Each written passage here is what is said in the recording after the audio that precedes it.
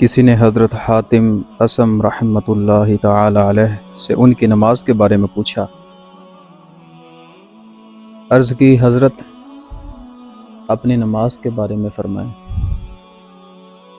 آپ جب نماز پڑھتے ہیں تو آپ کی کیفیت کیا ہوتی ہے؟ آپ کس تصور کے ساتھ نماز ادا کرتے ہیں؟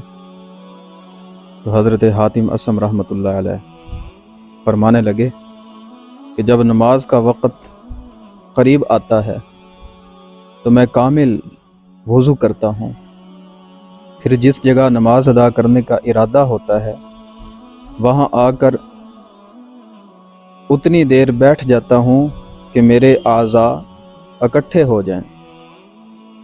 اس کے بعد یہ تصور باندھ کر نماز کے لیے کھڑا ہوتا ہوں کہ کعبہ معظمہ میرے سامنے ہے، پل صراط میرے قدموں کے نیچے ہے، جنت میرے دائیں طرف اور جہنم بائیں طرف ہے، ملک الموت علیہ السلام میرے پیچھے کھڑے ہیں اور میرا یہ گمان ہوتا ہے کہ یہ میری آخری نماز ہے۔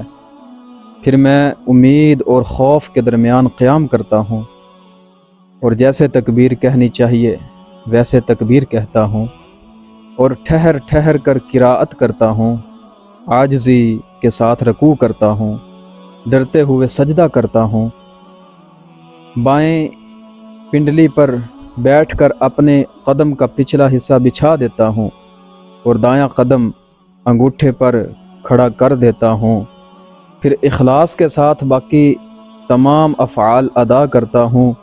اب میں نہیں جانتا کہ میری نماز قبول بھی ہوئی یا نہیں۔